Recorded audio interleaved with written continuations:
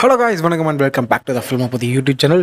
இந்த நாடு எங்கெங்க போகுது, எங்கே போகுது? 3 பொண்டாட்டி கட்டிக்கிட்டு குடும்ப அரசியல் பண்ணுறவன் நல்லவனா, கூட நடித்த பாவத்துக்கு சரி ஃப்ரெண்ட் ஆகிட்டாங்க அப்படின்றக்காக கூட ஒன்றா போனவ ரொம்ப ரொம்ப கெட்டவனா. இதில் இந்த பாலிமர் நியூஸ்காரன் பார்த்தீங்கன்னா ஒரே காரில் வந்து இறங்கிய விஜய் த்ரிஷா அப்படின்ற மாதிரி டைட்டில் போட்டு விஜய் அவர்கள் கார்லேருந்து இறங்குறத காட்டுறாங்க. அதுக்கப்புறம் அந்த மேரேஜ் ஹால்குள்ளே நுழையும் போது விஜய் அவர்கள் கூட த்ரிஷா இருக்காங்க. ஸோ இதை அவங்க எடிட் பண்ணி போட்டதுனால நம்ம என்ன நினைப்போம், ஒரே காரில் தான் அவங்க 2 பேர் வந்திருக்காங்க, அதுவும் மேட்சிங் ட்ரெஸ் வேறு, எல்லாரும் சொல்கிற மாதிரி கண்டிப்பாக இவங்களுக்குள்ள அது இருக்குது அப்படின்ற மாதிரி தான் நாம் நினைப்போம். ஆனால் ஆக்சுவலாக உண்மை என்ன நடந்தது அப்படின்னு பார்த்தீங்கன்னா, விஜய் அவர்கள் அவரோட காரில் வந்திருக்காரு, த்ரிஷா அவங்களோட காரில் வந்திருக்காங்க.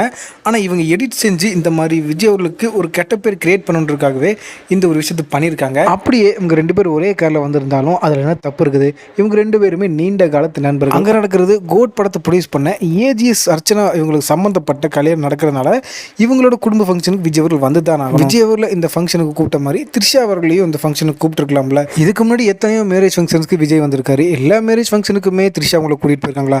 இந்த மேரேஜ் ஃபங்க்ஷனுக்கு மட்டும்தான் விஜய் அவர்கள் த்ரிஷா கூட வந்திருக்காரு. அதுவுமே அந்த வீடியோவில் பார்த்தீங்கன்னா த்ரிஷா தான் விஜய் அவர்களை பார்த்துட்டே வருவாங்க. ஆனால் விஜய் அவர்கள் த்ரிஷாவை கண்டுக்கவே மாட்டார். கோலிவுட் இண்டஸ்ட்ரியிலே 2 பேருமே பெரிய ஆர்டிஸ்ட் அண்ட் சீனியர் ஆர்டிஸ்ட்டும் கூட. ஸோ அதனால கூட இவங்க 2 பேரும் ஒரே மாதிரி வந்திருக்கலாம், ஒரே கலர் காஸ்டியூமில் கூட வந்திருக்கலாம். ஏன் இவங்க 2 பேத்துக்குள்ள அஃபேராக இருந்துட்டு போட்டுமே, அதில் என்ன தப்பு இருக்குது? இவரோட பர்சனல் லைஃப்பில் நாம ஏன் நோண்டி பார்க்கணும்? இவர் மக்களுக்கு நல்லது செய்யறதுக்காக தானே அரசியலுக்கு வந்திருக்காரு. இவர் த்ரிஷா கூட கனெக்ஷன் இருந்தால் தமிழ்நாட்டில் இருக்கக்கூடிய 10 லட்சம் கோடி கடன் 20 லட்சம் கோடி கடனாக மாறப்போதா?